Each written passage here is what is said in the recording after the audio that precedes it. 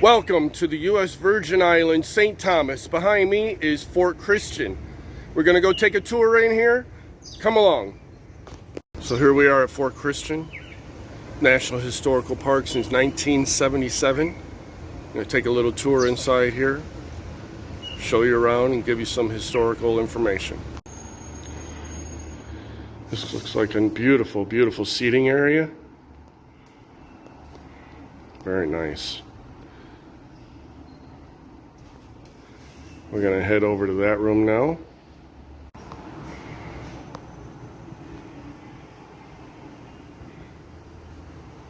It's like a bedroom over that back there, right by the ocean.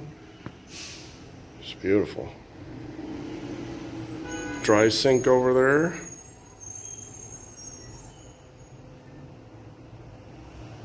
Looks like they got a chamber pot way over there, or a toilet kind of thing over there. Okay, my bad. This is the dungeon. Didn't quite see the sign. So we're gonna come down these stairs. Let's see.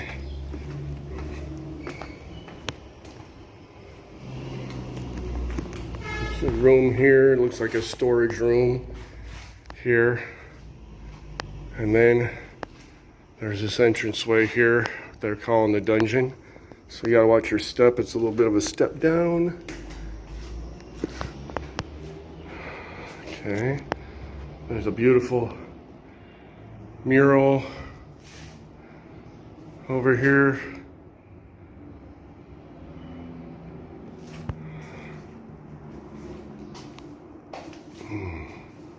Looks like it's something to do definitely with the slave trade back in the day, depicting the Door of No Return, it's called.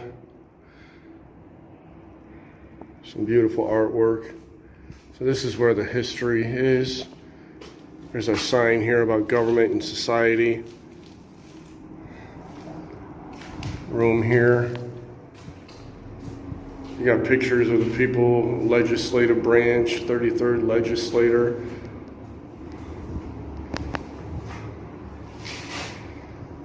Executive branch, lieutenant governor, governor. Some historical figures.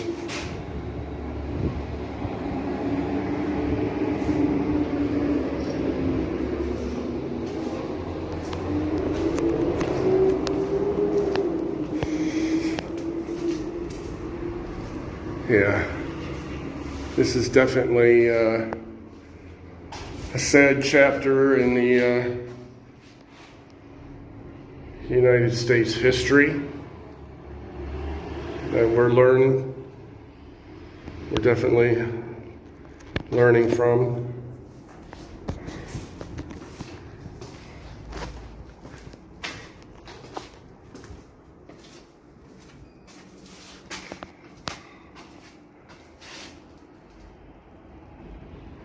There's a guard station here.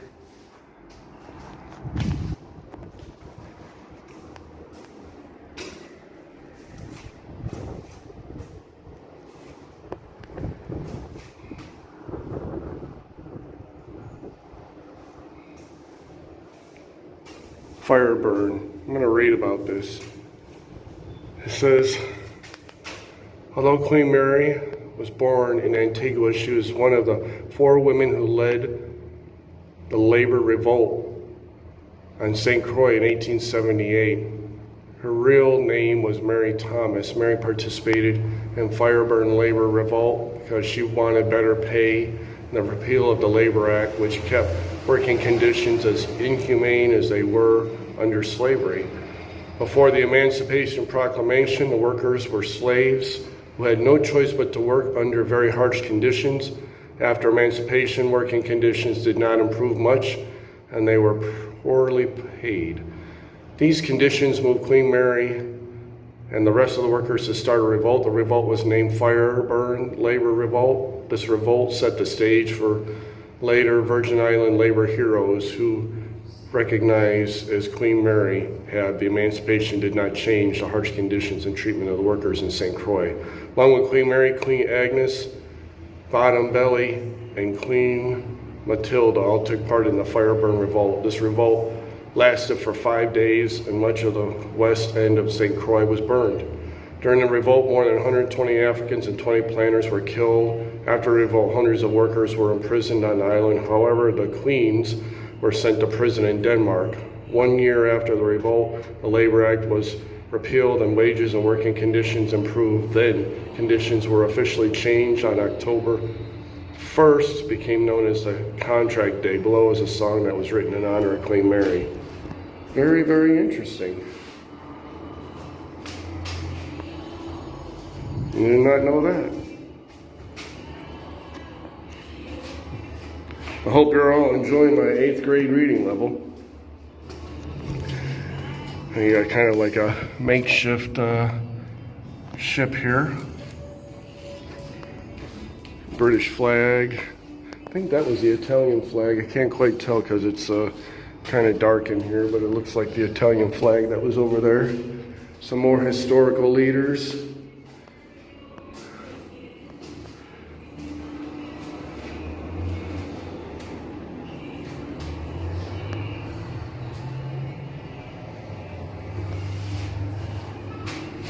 Very cool. Red Tails movie tells story with link to St. Croix. Some smaller rooms, little passageways here. And then this is probably going to take us up to the roof here, where we'll have some spectacular views. Well, guess not. We'll find the roof access in a second. Yes, I found the access to the roof. Here we go. Up the stairs here. Some beautiful views up here. I've been up here a couple times.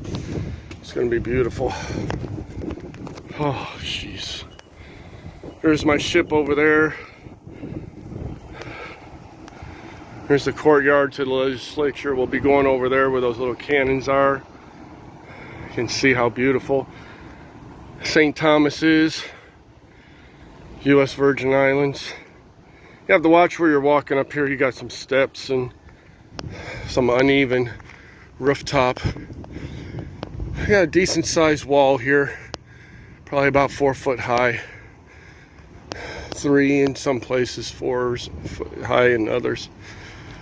But there's the front of the ship. That's the Norwegian Escape that I'm working on. Right over there is the jail, and the police department is right there. Here's the outside of the fort here a little bit. And by the way, it's $10 to get in, and which isn't bad. There's the clock straight ahead. It's not bad for a price to get in. $10. I believe they have like a little park over here. I'm gonna go check out, and I think they have like a giant bell or something over there. It's not the Liberty Bell, but they have some kind of commemorative bell, I believe, over there. We'll go check out in a minute. I just want to show you these beautiful views up here, and glad you're here with me, enjoying this and watching this. Come over here by the cannons, and there's the Virgin Islands flag there. Of course, the U.S. flag. It is a U.S. territory, hence the U.S. Virgin Islands. Tomorrow we'll be going to the British Virgin Islands, which I've never been. You got some cannons up here, a little sentry box here, and more beautiful views of the amazing island here. Got a little market down there. That's really shaped up well. Little pillbox here. Sentry box, you can look out. That's the view the guard would have had for ships and enemy pirates. Over here as well. I'm sure the trees weren't that tall back then, or if they were, they probably chopped them down so they could have a better view. There's a little inlet over there in between those two islands, and another cannon here. So yeah, I'm glad you're here. Some ventilation. There's another entrance right there. That's probably the one that I looked at earlier. It's closed off. But yeah, we're in Fort Christian. We'll walk over that way a little bit, and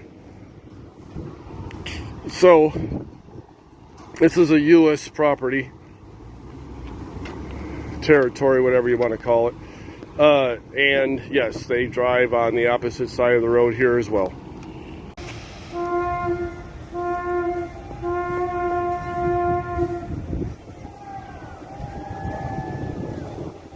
There's the bell down there. I knew it was down there. We'll go check that out. There's a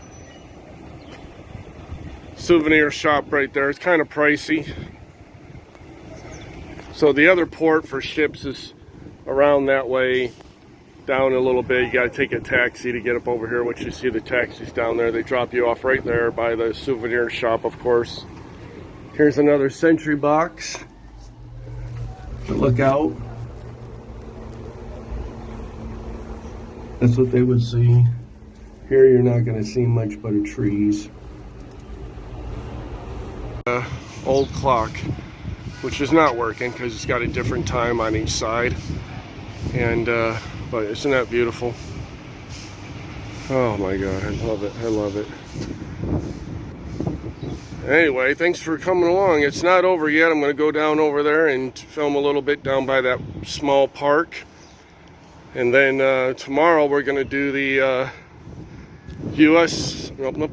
British Virgin Islands, which I've never been. So it'll be new for me and for you. This is my third time here, and I love every minute of it. So, okay, so here is the bell I was telling you about in the park.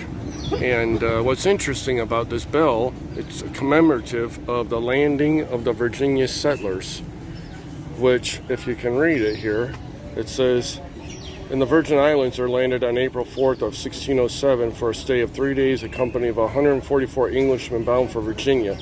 On 13 May 1607, that same group founded at Jamestown, Virginia, the first permanent English settlement beyond the British Isles. From that colony grew the overseas expansion of the English-speaking peoples, the Commonwealth of Virginia, the United States of America, and the British Commonwealth of nations and realms overseas." So what I didn't know is that the Virginia settlers stopped here for 3 days and rested on their journeys for Jamestown. So they have a commemorative monument and bell here for it. It's very, very cool. A little something I did not know. And I hope that you learned something as well. Well, I'm back, and I'm in the Bay Area of St. Thomas here. U.S. Virgin Islands, as you can see, beautiful, beautiful water. I'm on like a little rock beach area over by the legislative building across from Fort Christian. Right back there is the ship, the Norwegian Escape that I'm on, that I'll be heading to in a minute.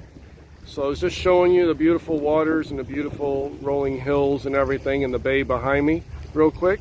Now I'm going to flip it around and show you some of the cannons and stuff that they have here.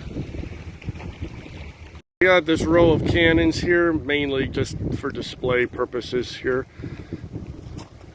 And here's the rocky beach. Yes, they have nice beaches and stuff here too, but I'm over here on the side where the ship is, and it's mostly rocky, but it's beautiful, beautiful color water. I'm sure you can see that. And there's coral here too, not as much as when I was on St. Croix, but there's still a good amount. As you can see, the beauty of St. Thomas here, absolutely beautiful. There's a little over that way right there, there's a little passageway to come through with your boat or your yacht. And beautiful weather, beautiful weather. It's probably about 85 with a nice breeze. Maybe about a 10 to 15 mile an hour breeze, just right to keep you from sweating real bad. But yeah, and that's my ship right over there, the Norwegian Escape. I'm going to be heading to now. And over here, as you see right there, is Fort Christian right over there that took you on a little tour of and showed you and around the market area. So we're going to be heading back, and I hope you enjoyed this U.S. Virgin Island tour of St. Thomas. Tomorrow is a new destination I've never been to, Tortola, which is British Virgin Islands. So that's all going to be new for me and you, and I'll see what I can find out about the area and what historical values and whatever I can find.